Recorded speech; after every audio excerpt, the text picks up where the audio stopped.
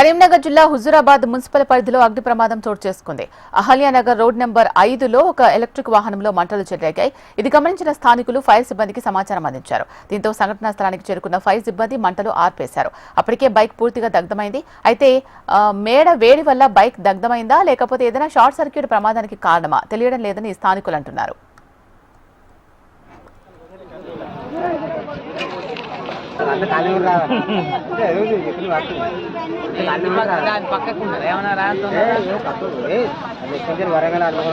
వాళ్ళు ఎక్కడైనా రావద్దా అనే వాళ్ళు వరంగా అనుకుంటూ రావాలి.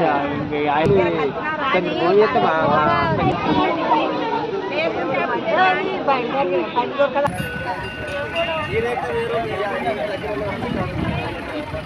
మొత్తం చిన్నగా అయిపోయింది కదా.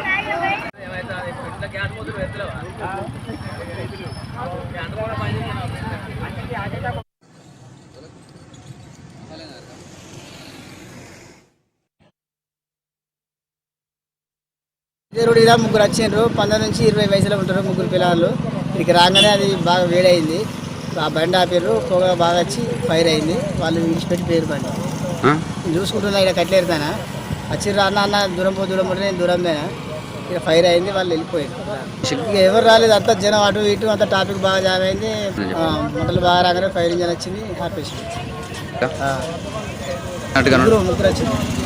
19 నుంచి 21 వయసులో ఉంటారు ముగ్గురు మనం.